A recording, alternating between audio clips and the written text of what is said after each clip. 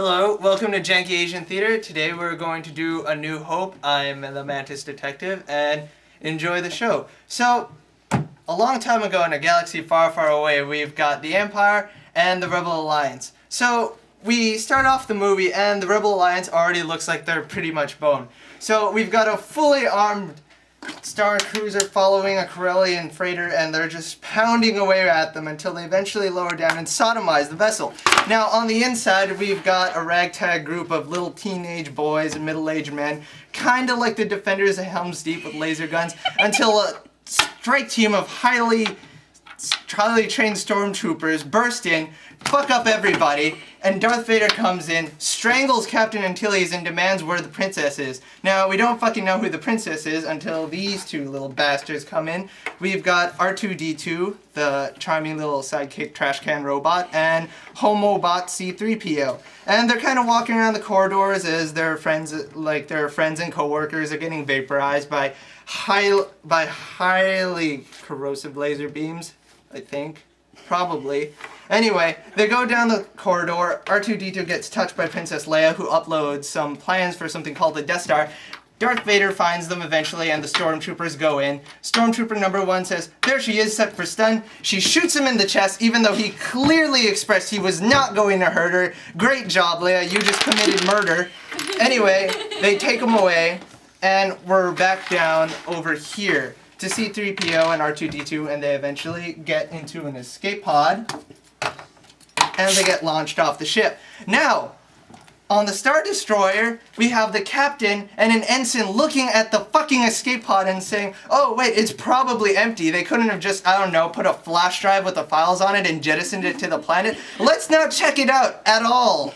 So, they land on the sphincter of the galaxy called Tatooine, where a charming little peasant boy lives on a dirt farm with his Uncle Owen and Aunt Beru.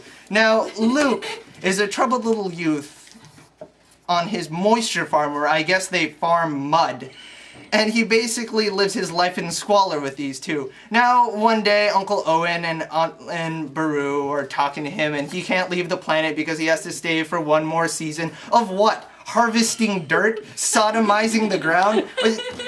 I don't get it. But anyway, on the far outskirts of Tatooine, we've got R2-D2 and C-3PO, who are now making their way along the desert wasteland, and they kind of get into a lover spat about where they should stick their USB ports in. So eventually R2-D2 kind of tracks away, and he runs into these tiny little bastards called Jawas, who hit him with an ion blaster and stun him. They eventually get to C-3PO later, who's bitching and complaining about how hot the sun is and how bad that is for his gold plating. Now, Jawas take him back to this giant vehicle called the Sandcrawler, which is filled with other assorted robots, and they kind of hawk them off like the Chinese at Chinatown with new movies that just came out. So, eventually, they stop over at Owen and Beru's dirt farm, and Uncle Owen goes out because he needs a new droid to help him out on the farm. So, eventually, the Jawas come out and they start dealing in Jawanese, and they bring out the robots in a line. And Aunt Beru is being all bitchy and says, "Get a droid that speaks Baji." "Shut up, woman, I'm fucking on it." So, Owen goes over, he picks C-3PO, and C-3PO has to run his mouth about like the million other languages he has to speak, and Owen's like, "Put a cock in it, you're coming with me."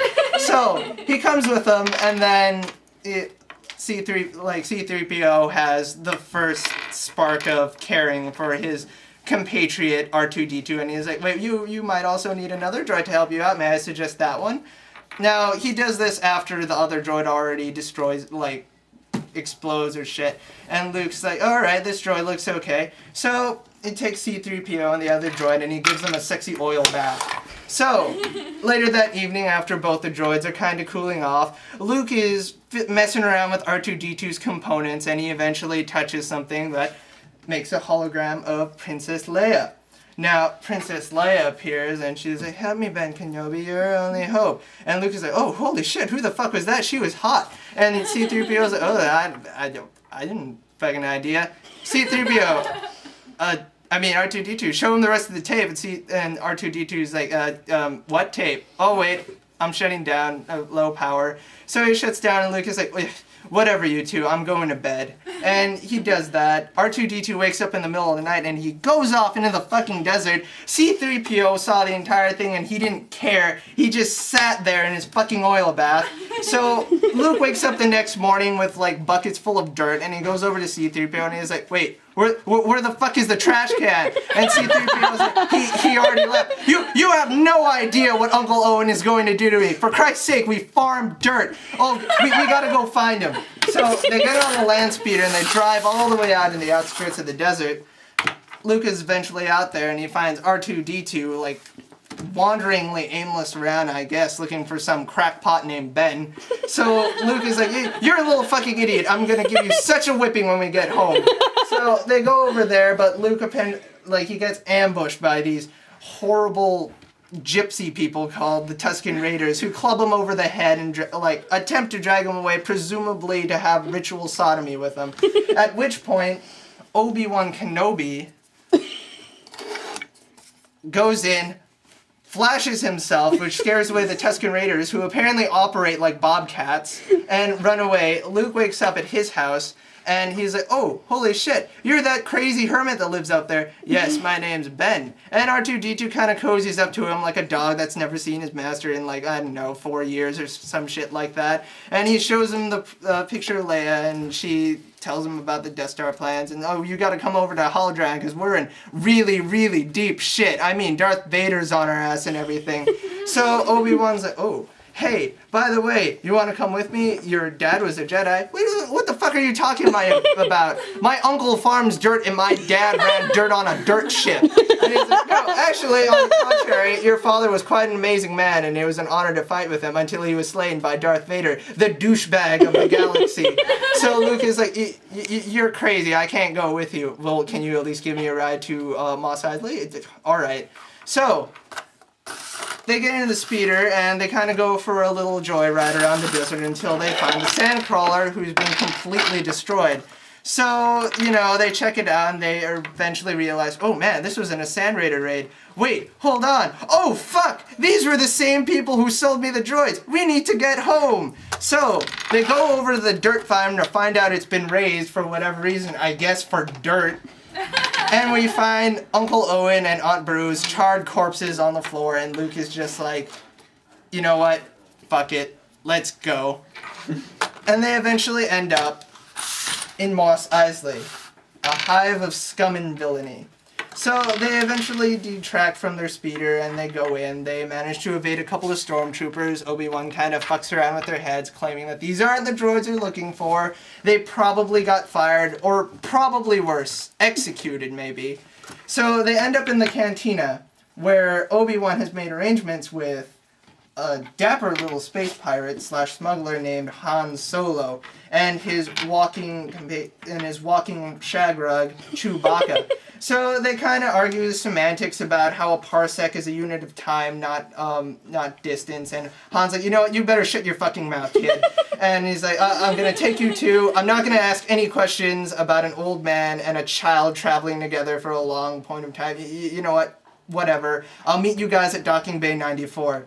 So Luke, Obi-Wan, C-3PO, and R2-D2 clear out, and Chewie gets up and Han's about to leave when Greedo comes over his desk and demands money from the mob boss of the Sphincter of the Galaxy, Jabba the Hutt. And he's like, you tell Han Solo, hey, what's going on? Where's Jabba's money?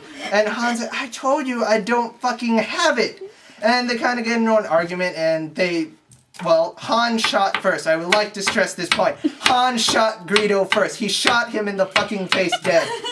So anyway, with that resolved, Han eventually gets to Docking Bay 94 where Luke and Ben are on their way and they're getting on to the Millennium Falcon, which will now be represented by this dollar store scotch tape. Now, they get over there and who is there none other than Monsieur Jabba the Hutt. And he's like, where's my money, Han? Huh? Where is it? I'm totally gonna coil around you with my large, bulbous, sweaty body.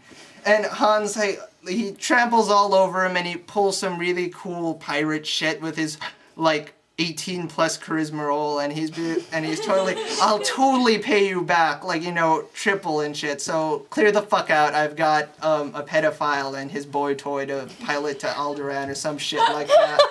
So Jabba clears up.